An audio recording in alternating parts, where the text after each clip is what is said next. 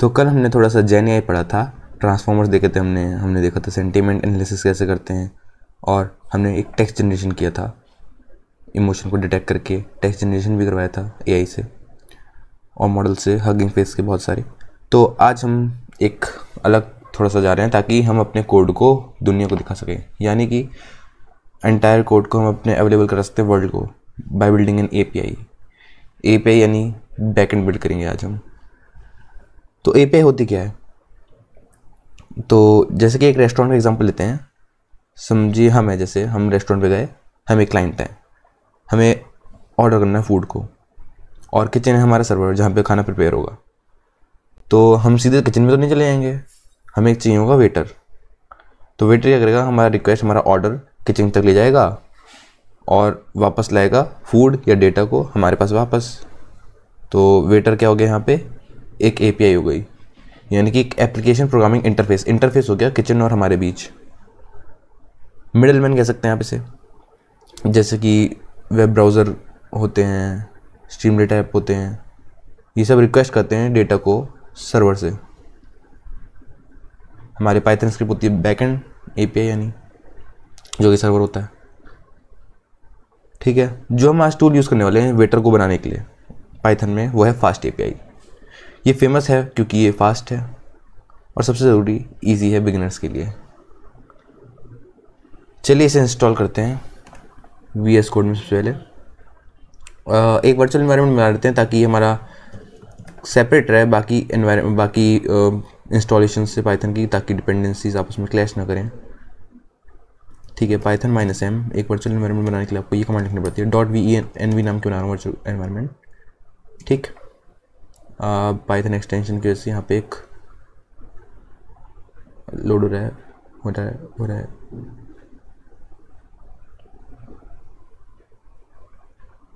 एक मिनट, इसमें यहाँ पे नहीं बनाते हैं, इसे यहाँ से डिलीट करो।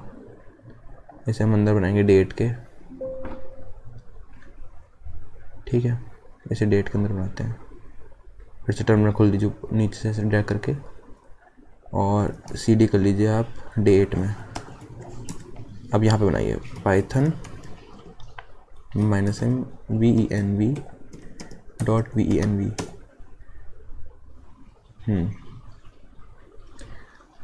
तब तक मैं आपको बताता हूँ कि फास्ट एपीआई होता क्या। ये एक फ्रेमवर्क है जो हमारा वेटर बनाने में हेल्प करेगा, यानी कि मिडिल मैन, यानी कि एक एपीआई। चलिए हो गया। इसको इंटरप्रेटर सेलेक्ट कर लेते हैं पहले। इंटरप्रेटर सेलेक्ट करने का ऑप्शन आया नहीं। इंटरप्रेटर सेलेक्ट करने के लिए आपको एंटर पाथ फाइंड कर लेते हैं वर्चुअल एनवायरनमेंट में, स्क्रिप्ट्स के अंदर पाइथन। मैं इसको रन कर देखता हूँ, .venv/scripts/activate। ठीक है, main.py इंटरप्रेटर सेलेक्ट हो चुका है वर्चुअल एनवायरनमेंट के साथ। अब यहाँ पे हम कुछ चीज़ें रन कर लेंगे पाइथन की, जो हमें इंस्टॉलेशन चाहिए फ्रेमवर्क का। तो फर्स्ट एपीआई एक चाहिए होगा यूविकॉन सर्वर। यूविकॉन क्या है, हमारा जो सर्वर बनाएगा, ये रेस्टोरेंट है जो हमारा कोड रन करेगा और लिसन करेगा रिक्वेस्ट को। और एक चीज़ है पाइडेंटिक एक डेटा वैलिडेशन लाइब्रेरी है। वो एक टाइप से हमारे रेस्टोरेंट का मेन्यू है जो बताएगा कि ऑर्डर वैलिड है या नहीं। जैसे कि इस केस में जैसे हम एपीआई बनाएंगे तो जेसन डेटा होता है, तो वो वैलिड है कि नहीं है, उसका फॉर्मेट सही है कि नहीं है, उसकी या क्या ये वाली फील्ड्स उसमें है नहीं जो हमने डिफाइन कर रखी हैं फील्ड्स की, इस फॉर्म का डेटा आना चाहिए जेसन डेटा, तो क्या उसी फॉर्मेट में है नहीं है। ये आपका pydantic library, validation library verify करता है। चलिए इंस्टॉल कर लेते हैं फटाफट।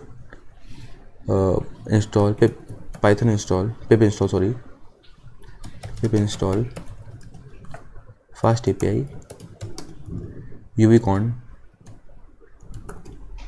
पाइडेंटिक। ठीक है, ये इंस्टॉल की स्पेलिंग सही कर लेता हूँ बस।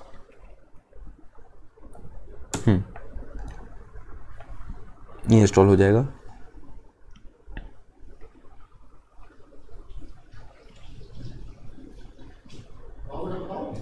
तब तक बेसिक हेलो वर्ल्ड ऐप बनाना शुरू करते हैं।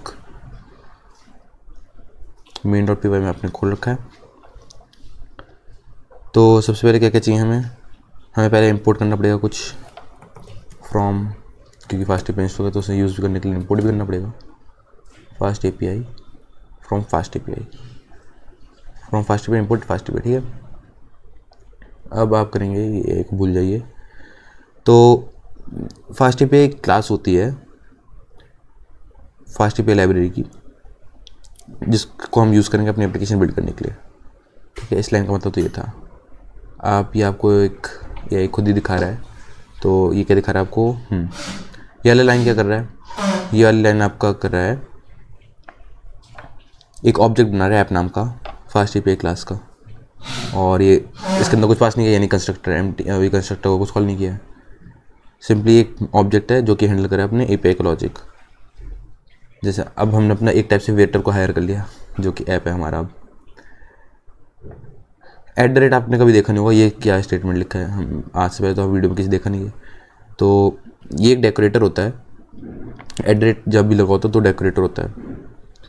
जब भी हम लगाते हैं इसे फंक्शन से पहले तो ये बता देते हैं कि ये पाइथन फंक्शन को स्पेशल पावर्स दे देता है। तो @ ऐप जो है कह रहा है कि ये फंक्शन इस फास्ट एपीआई ऐप का पार्ट है।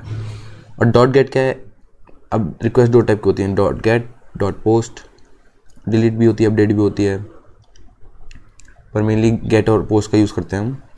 तो गेट जैसे जब भी आप वेबसाइट पे जाते हैं, गूगल, जैसे मैं गूगल खोल के दिखाऊँ आपको, जैसे ब्रेव खोल रखा है अभी मैंने ये, तो जैसे मैं google.com लिखता हूँ यहाँ google.com, तो ये क्या है, ये मैं गेट रिक्वेस्ट कर रहा हूँ अपने ब्राउज़र से, ठीक है। तो ये तो हो गई गेट रिक्वेस्ट। बैक कर देते हैं, वापस VS कोड पे चलते हैं अपने। पोस्ट रिक्वेस्ट जब आप किसी डेटा को बॉडी में भेजते हैं रिक्वेस्ट की, आगे बताऊंगा आपको कैसे भेजते हैं वो काम। तो ये तो डेकोरेटर था, इतना बता दिया मैंने आपको। .get कह रहा है कि ये function should only respond to an HTTP get request, ठीक। गेट रिक्वेस्ट होगी सिर्फ तभी ये काम करेगा। और स्लैश क्या है, ये अपना ये एक एंड पॉइंट है, URL कह सकते हैं कि इस पाथ पे जाके, जैसे एग्जांपल है इसका, जैसे मैंने google.com सर्च किया ना, अगर उसके आगे स्लैश भी लगा दूँ तो सेम ही बात होती है, क्योंकि ये रूट है, इसके आगे कुछ लिखा नहीं है अभी। तो URL ये रूट टू URL होता है, जैसे ये google.com/, ठीक।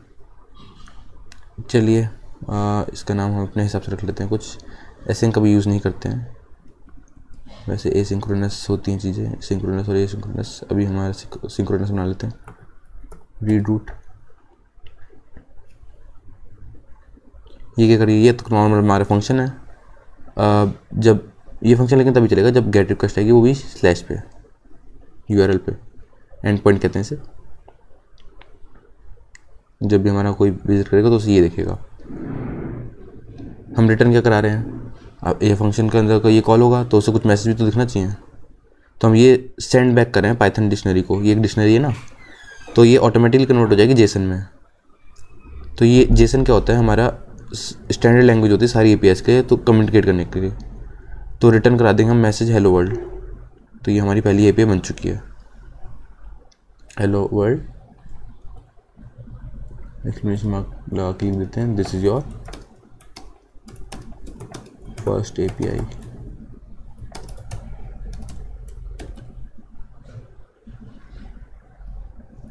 नॉर्मल फंक्शन था जो हर बार चलेगा जब भी हम मेन स्लैश पे विजिट करेंगे पेज पे।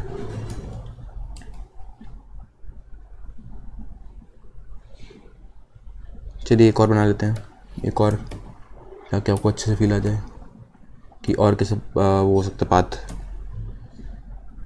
एक पेज और ऐड कर लेते हैं स्लैश गुड बाय नाम का,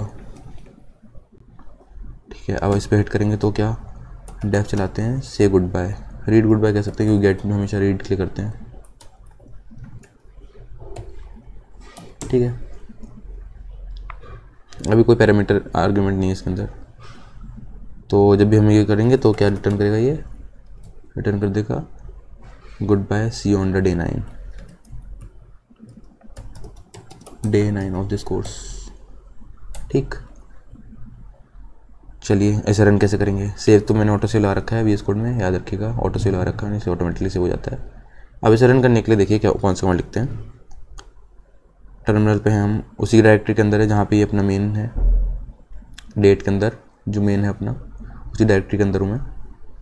और अब मैं क्या करूँगा, यूवीकॉन मैंने बताया था आपको, सर्वर को रन करने के लिए यूज़ करते हैं। मेन हमारा उसका नाम है पाइथन प्रोग्राम का, इसके अंदर के ऐप ऑब्जेक्ट ढूंढेगा, एक ऑब्जेक्ट ढूंढ लिया और रीलोड कर देंगे। रीलोड से क्या होगा, हमें बार बार रीस्टार्ट करने की ज़रूरत नहीं पड़ेगी, ऑटोमेटिकली रीस्टार्ट होगा जब भी हम अपना सेव करेंगे। तो ऑटो सेव है तो ऑटोमेटिकली रीस्टार्ट होगा। एंटर करते हैं।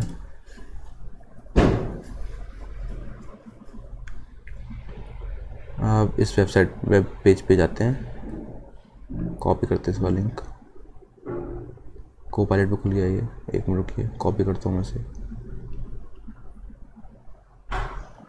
लोकल होस्ट ये बेसिकली ब्रेक दिख रहा है आपको, नहीं दिख रहा है, अब दिखेगा, हाँ पेस्ट कर देता हूँ इसमें, एक मिनट, हाँ पेस्ट कर दिया। ये देखिए दिख रहा है आपको ये जेसन फॉर्मेट। अब जेसन फॉर्मेट तो ये है। अब मैं फास्टएपीआई की एक स्पेशलिटी दिखाता हूँ, डॉक्स नाम की। ये देखिए, अगर मैं /docs लिख दूँ, अब देखिएगा क्या खुल गया, ये देख रहे हैं आप जादू। अब यहाँ पे अपनी सारी एपीआई टेस्ट कर सकते हैं। यही है मैजिक फीचर, ऑटोमेटिक डॉक्यूमेंटेशन मिल जाती है आपको फास्टएपीआई की, इसलिए बिगनर्स के लिए सबसे अच्छी होती है। तो और एक रीडॉक भी होता है, रीडॉक भी दिखा देता हूँ आपको। ये तो डॉक्स हो गया, एक रीडॉक्स भी होता है, रीडॉक।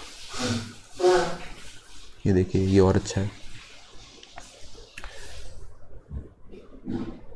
ठीक है, तो सक्सेसफुल रिस्पॉन्स मिल रहा है आपको।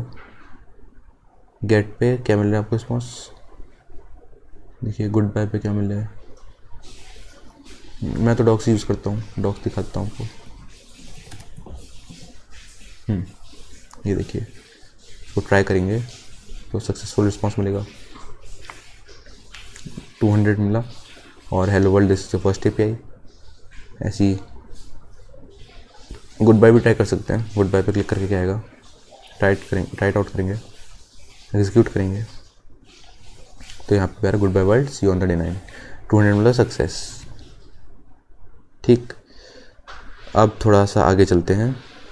अब यूज़र से डेटा कैसे लें, मान लीजिए यूज़र से कुछ डेटा लेना चाहते हैं हम लोग, तो वापस चलते हैं वीएस कोड पे अपने। तो दो टाइप के वो होते हैं तरीके यूज़र को अपना डेटा देने के लिए। हेडर डाल देता हूँ, बस डेटा।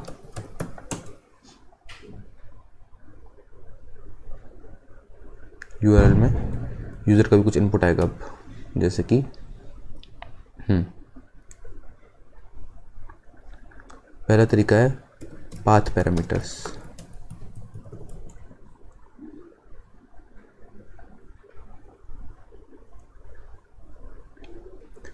पाथ पैरामीटर्स क्या होते हैं, values that are part of the URL path. Example बताता हूँ इसको, इसका डेफिनेशन लिख लेते हैं, values that are part of URL path. Example क्या है इसका, एग्जांपल इसको जैसे /users/123। और एक होता है क्वेरी पैरामीटर्स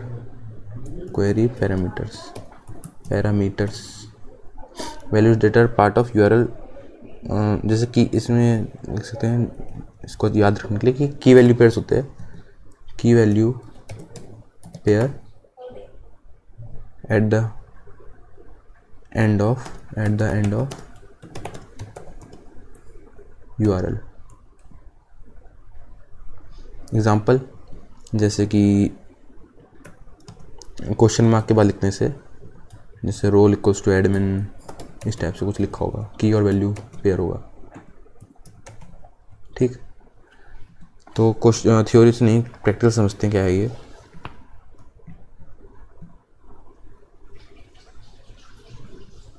प्रैक्टिकल सब चीज़ समझ में आती है।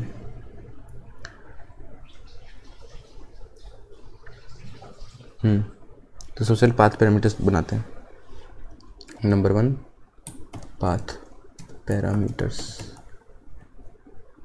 ठीक, बनाते हैं। चलिए जैसे कि मैं लिखता हूँ @app.get गेट रिक्वेस्ट बनाते हैं अभी आइटम्स स्लैश, अब ये देखिए क्या लिखा हूँ मैं, कर्ली ब्रैकेट में आइटम्स आईडी। आइटम आईडी क्या करता है, अब इतना पहले इतना कोड समझाता हूँ। कर्ली ब्रैकेट्स क्या करने से पहले ये देखिए, कर्ली ब्रैकेट्स का काम ये है, ये फास्ट एपी को बताता है कि हमारे जो यूआरएल का ये वाला जो पार्ट है वो वेरिएबल है यानी डायनेमिक है। जैसे कि आइटम्स के आगे मैं 42 लिख सकता हूँ, 10 भी लिख सकता हूँ, कोई भी नंबर लिख सकता हूँ, ये स्ट्रिंग भी लिख सकता हूँ, ठीक है। तो ये डायनेमिक बताता है। और जो आइटम आईडी वो एक नाम है सिर्फ। अगर मैं इसको अब फंक्शन बनाऊँ, इसके नीचे फंक्शन लिखते हैं ना, तो रीड आइटम नाम का फंक्शन बना लेता हूँ एक, जो कि हमारे इस आइटम आईडी को रीड करेगा। अब ये देखिए, ये मैं लिख रहा हूँ कोलन। ये कोलन क्या बता रहा है, ये बता रहा है डेटा टाइप, किस टाइप का डेटा आना चाहिए इसके अंदर। मैं कह रहा था भी स्ट्रिंग हो सकता है, मान लीजिए मैं सिर्फ नंबर चाहता हूँ तो मैं डिफाइन कर दूंगा कि नंबर टाइप का ही होना चाहिए। आईडी क्योंकि वैसे भी हम नंबर ही होती है, इंटीजर होती है। तो जब भी मैंने आइटम आईडी कोलन इंट लिखा तो फास्ट एपीआई समझ जाता है कि ये हमारा पाथ है, तो ये समझ जाता है और ये पास कर देता है इसे आर्ग्यूमेंट की तरह इस फंक्शन में, ठीक है। इतना काम समझ में आया आपको। और डॉट इंट एक टाइप हिंट होता है, मैं कोलन हिंट बारे में थोड़ा लिख देता हूँ। जो ये कोलन इंट है, ये इसके बारे में लिख देता हूँ थोड़ा, कर्ली ब्रैकेट के बारे में। ये है अपना वेरिएबल स्लैश डायनामिक, और ये है अपना टाइप हिंट मतलब ये हिंट कर देता है अपने फास्ट एपीआई को कि किस टाइप का डेटा टाइप आने वाला है, ठीक। तो अगर हमने आइटम स्लैश हेलो लिखा ना, तो fast API will automatically send back a beautiful error message because hello is not an int. So return कर देते हैं इसको ऐसे, और कुछ डिस्क्रिप्शन भी दे सकते हैं, जैसे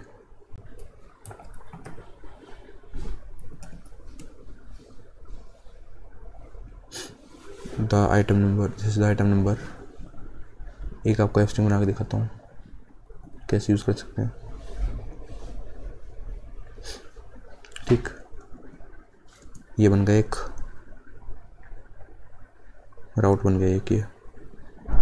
अब क्वेरी पैरामीटर देखते हैं, क्वेरी पैरामीटर क्या होते हैं, किस टाइप से लिखा जाता है। क्वेरी पैरामीटर डिफरेंस क्या है, तो ये एक्स्ट्रा स्टफ होता है इसके यूआरएल के एंड में, बताया था मैंने आपको। जैसे एग्जांपल है इसका ये, जैसे ये है इसका सिंटेक्स, ठीक है। अब मैंने आइटम्स लिखा है, अब मैं सर्च नाम को बनाता हूँ, इस नाम को छोड़िए, सर्च नाम को बनाता हूँ, सर्च, ठीक। अब मैंने लिखा है ये रीड आइटम नहीं, सर्च आइटम होगा इस पर, सर्च आइटम ये कुछ भी देता है, ठीक। सर्च आइटम नाम का फंक्शन है। अब ये क्यू कोलन स्ट्रिंग क्या करता है, क्यू जो है ये पाथ में नहीं है, तो फास्ट एपीआई समझ जाएगा कि ये क्वेरी पैरामीटर ही होगा। तो अगर मैंने सर्च किया, search q equals to laptops, तो ये समझ जाएगा कि क्वेरी पैरामीटर है और ये इस फंक्शन को रन कर देगा और क्यू को सेट कर देगा लैपटॉप्स। और ये कोलन स्ट्रिंग टाइप हिंट है अपना, जो वैलिडेट कर रहा है कि ये स्ट्रिंग ही है, इंट है, तो एरर दे देगा। तो बस अब रिटर्न करा देते हैं कुछ, हम रिटर्न कराते हैं डिक्शनरी, जिसको डिक्शन में कन्वर्ट कर देता है। तो क्वेरी लिख देता हूँ, क्वेरी क्या ही क्यू, और रिजल्ट क्या है हमारे, रिजल्ट्स है हमारे, मान लीजिए एक list of result I, result 1 comma result 2, ठीक। कुछ भी जा सकता है रिटर्न में, तो ओके, लिस्ट भी, डिक्शनरी भी, टपल भी, कुछ भी आ सकता है, ठीक है। तो बन गए हमारे दो टाइप से हम यूज़र डेटा दे सकता है। इसको रन कर, ये रन तो हो ही रहा है ऑलरेडी। ब्रेव दिख रहा होगा आपको। इसको रिफ्रेश कर लेता हूँ। हाँ, अब देखिए कितने आ रहे हैं। चार हमारे बन गए राउट, एंड पॉइंट्स बन गए 4। एक हमारे दो चारों गेट टाइप की हैं, गेट रिक्वेस्ट ही है हमारी। तो ये दोनों तो मैंने दिखा दी थी। चलिए आइटम देखते हैं। तो आइटम के अंदर आईडी आनी ज़रूरी होती है। जैसे कि मैं इसको ट्राई करूँ, आइटम आईडी डालता हूँ 10, एग्जीक्यूट करता हूँ। तो क्या कह रहा है, फैच होना फेल हो गया। क्या दिखा रहा है? ओके, एक मिनट रुकिएगा, कुछ एरर आ रही है अभी। एरर मिल गई। यहाँ पे मैंने स्लैश नहीं लगा रखा है, तो वो जुड़ ही नहीं पा रहा था एंड में। चलिए वापस चलते हैं अपने ब्रेक पे, रिफ्रेश करते हैं इसे। वैसे तो ऑटोमेटिक हो जाना चाहिए, नहीं होगा तो। हाँ, अब चलते हैं, फिर से ट्राई करते हैं इसे। कितना बढ़िया तरीका है अपने यूआरएल को ट्राई करने के लिए। 10 करा, एग्जीक्यूट करा, और हमें मिल चुका है अपना रिस्पॉन्स 200, मतलब सही है, सक्सेस। और ये अपना रिस्पॉन्स बॉडी मिल गई, इसमें आइटम आईडी में 10 आया और डिस्क्रिप्शन में आया डिस्क्रिप्शन ऑफ आइटम 10। ठीक है, सक्सेसफुल है अपना ये जेसन। और डिटेल्स आ गई ये। ठीक, अब सर्च पे जाते हैं, क्वेरी पैरामीटर जो था हमारा, तो इसको ट्राई करते हैं। क्यू के अंदर लिख देते हैं कुछ लैपटॉप, एग्जीक्यूट करते हैं। ये भी 200 सक्सेस रिजल्ट मिल गई। क्वेरी क्या थी, लैपटॉप, और रिजल्ट आ गई है। तो इसको हम इस पर भी ट्राई कर सकते हैं, ऐसा नहीं है इस पर ट्राई नहीं कर सकते। जैसे कि मैं दिखाऊँ आपको, HTTP डॉक्स की जगह मैं करूँ item/10, इस पर भी ट्राई कर सकते हैं। URL ही तो है। और सर्च भी कर सकता हूँ। सर्च करता हूँ Q = लैपटॉप।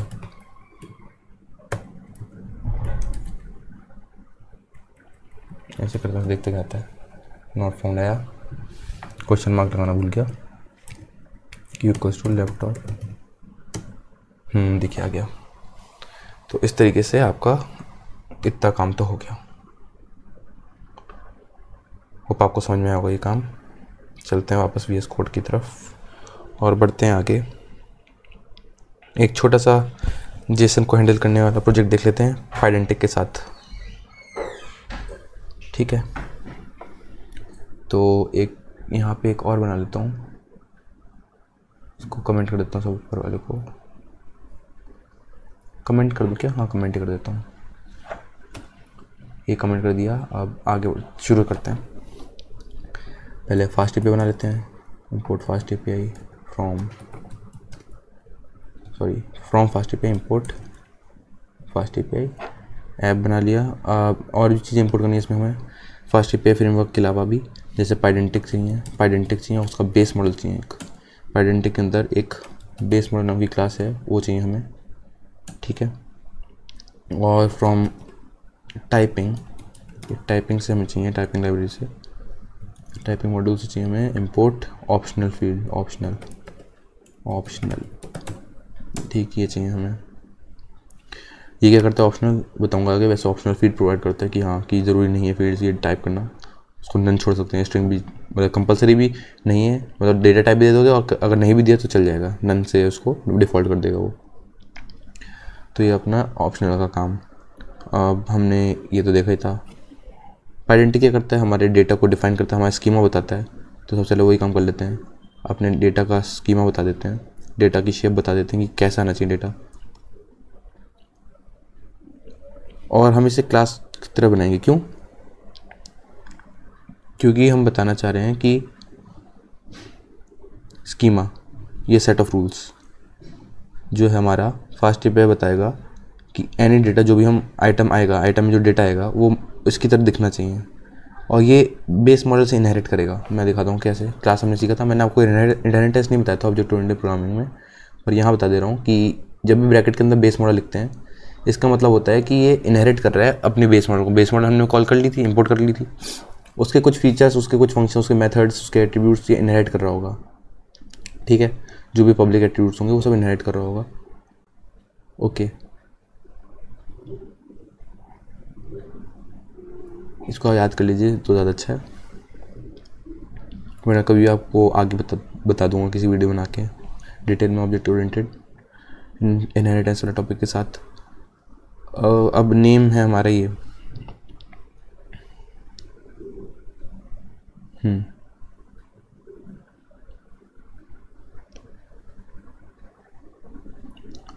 इस नेम में हमने स्ट्रिंग लिख रखा है, तो ये कंपलसरी फील्ड है, इसको लिखना ही पड़ेगा। अगर इस टाइप का डेटा नहीं आया तो एरर आ जाएगी।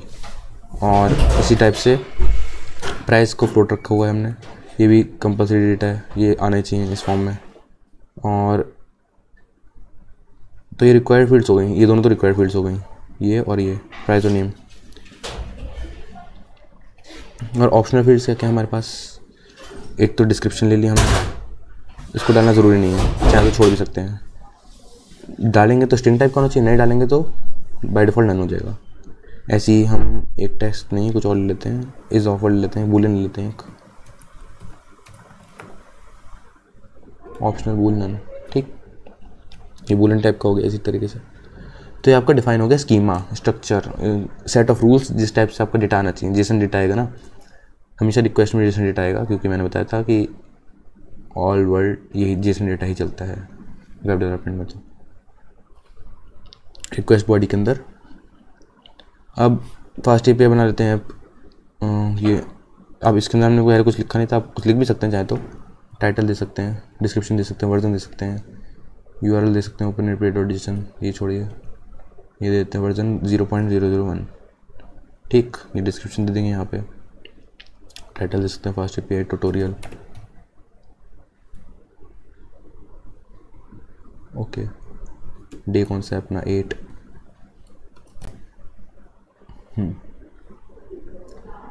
अब बनाते हैं राउट्स या एंड पॉइंट्स। पहले पोस्ट एंड पॉइंट बनाते हैं पहली बार, अभी तक हम बना नहीं रहे थे।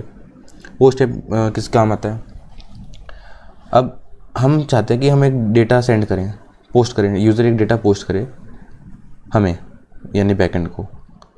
तो हम टाइप टेस्ट कर सकते हैं इसे ब्राउज़र में लिख के, जैसे कि @app.post, और हम बनाते हैं ./items। ठीक है, ये बन गया आपका पोस्ट आउट, एक पोस्ट एंड पॉइंट। अब एक फंक्शन बनाते हैं डेफ क्रिएट आइटम नाम से, और आइटम का जो टाइप है, अब देखिए टाइप एंड का यूज़ अभी भी कर रहे हैं, कोलन लगा के आइटम लिख दिया, तो यानी कि ये जो आइटम वाला डेटा आएगा वो इस फॉर्मेट का होना चाहिए। यही है सारा मैजिक पाइडेंटिक का। पाइडेंटिक से तो ये आया, और ये तो आपका टाइप एंड है ही पहले से पाइथन का, तो यही हुआ सारा मैजिक। हम फास्ट एपीआई बता रहे हैं, जब भी क्लाइंट साइड करेगा पोस्ट रिक्वायर्ड, तो वो एक जेसन बॉडी एक्सपेक्ट करेगा, तो उस जेसन को वैलिडेट भी तो करना है। वैलिडेट कैसे करेगा, आइटम जो क्लास बना रखे हैं हमने, इस क्लास से वैलिडेट कर देगा। हमने यहाँ पे देखिए लिख भी दिया उसके आगे। और अगर वैलिडेट हो गया, अगर वैलिडेट नहीं हो, मान लीजिए उसमें नेम फील्ड मिसिंग थी या प्राइस भी मिसिंग थी, तो ऑटोमेटिकली एक एरर सेंड कर देगा क्लाइंट को। हमें कुछ नहीं लिखना पड़ा, ये फेल्स करके कोई ट्राई एक्सेप्ट नहीं बनाना पड़ा हमें। अगर डेटा वैलिडेट हो गया तो बस रिटर्न कर देंगे हम। और फास्ट एपीआई बताऊँ, जेसन को अपने आप पाइथन ऑब्जेक्ट में कन्वर्ट कर देता है। फास्ट एपीआई अपने आप कन्वर्ट कर देता है जेसन को पाइथन ऑब्जेक्ट में, जो कि है हमारा आइटम, जो हम यूज़ कर सकते हैं। तो हम कुछ कंफर्मेशन उसे सेंड करते हैं वापस, हम एक्सेस कर सकते हैं ऑब्जेक्ट को। ऑब्जेक्ट तो पता ही हम कैसे एक्सेस करते हैं, डॉट लगा के कर देते हैं, जैसे हमने किया भी था अपने ऑब्जेक्ट ओरिएंटेड प्रोग्राम में। हमने ऑब्जेक्ट के एक्सेस किया था डॉट लगा के उसके एट्रीब्यूट्स। तो ऐसी एक आइटम नाम का ऑब्जेक्ट है, उसके डॉट लगा के हम एट्रीब्यूट एक्सेस कर सकते हैं। जैसे कि रिटर्न करा के देखते हैं, पहले प्रिंट करा देते हैं, प्रिंट रिसीव्ड। ये प्रिंट आपका टर्मिनल में होगा, अच्छा पहले बता दिया, क्योंकि ये तो आपका बैकएंड है ना, तो ये बैकएंड वाले जो ये कंसोल है यहाँ पे प्रिंट होगा। रिसीव्ड आइटम डॉट नेम किस पेन के लिख दी, नेम, और कॉमा लगा के इसका प्राइस बता सकते हैं, प्राइस ठीक है, आइटम डॉट प्राइस। रिटर्न करवा सकते हैं, रिटर्न डिक्शनरी करवा सकते हैं जो कि जेसन में कन्वर्ट हो जाती है एप्लीकेशन जेसन में। मैसेज करवा सकते हैं, एक रिटर्न एफ स्ट्रिंग में कर देते हैं इसे। Item created successfully. ठीक, आप यहाँ पे एक सिंगल कोड भी लगा सकते हैं क्योंकि बाहर डबल कोड से तो अंदर सिंगल कोड भी लगा सकते हैं, तो ये सिंगल कोड्स में दिखेगा आपको आउटपुट में उस समय। और कॉमा लगा के कर देते हैं, कॉमा लगा के आइटम डेटा, आइटम डेटा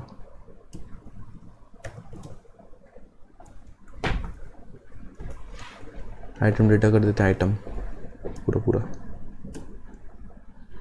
ठीक, तो डिक्शनरी के अंदर डिक्शनरी दिखेगी आपको, की के अंदर मतलब डिक्शनरी दिखेगी, पूरी आइटम ऑब्जेक्ट दिखेगा मतलब। एक पुराना एंड पॉइंट बना लेते हैं, रीड रूट वाला, गेट वाला, @app.get, और एक एंड पॉइंट बना लेते हैं स्लैश वाला।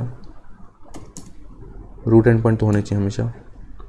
और फंक्शन बना लेते हैं अपना रीड रूट नाम का, कहते हैं hello this is first API, go to docs, ये भी लिख देते हैं इसमें। Message welcome to FastAPI, go to /docs to get started. ठीक है, अब इसे रन करते हैं। रन तो हो ही रहा है, मतलब जाके देखते हैं अपने ब्रेव में क्या ये चला सही से, नहीं चला। दिख रहा है ना आपको? हाँ दिख रहा है। तो हमें दिख रहा है कि पोस्ट रिक्वेस्ट हमारे पास, पोस्ट है एपीआई और गेट एंड पॉइंट भी है। ठीक है, पोस्ट रिक्वेस्ट देखते हैं, चले ट्राई करते हैं इसे। देखिए इसने वैलिडेट कर दिया, स्कीमा बता दी कि इस टाइप का स्कीमा है। अब हम इसमें अपना जेसन दे सकते हैं, जैसे कि रिक्वेस्ट बॉडी भेज दिया ना हमें जेसन में, तो ये भेज देगा हमारा सुपर लैपटॉप। एपीआई टेस्ट करने के लिए इससे अच्छा क्या हो सकता है? सोचिए क्या यूज़ करना पड़ता था हमें उसमें। अगर आपने कोई और लैंग्वेज मर्ज टाइप किया होगा तो उसमें आपको पोस्टमैन का यूज़ करना पड़ता है एपीआई टेस्ट करने के लिए। प्राइस कर लेते हैं कुछ 65,000 रख लेते हैं। डिस्क्रिप्शन में दे देते हैं a very fast laptop is offer to, offer में है ये।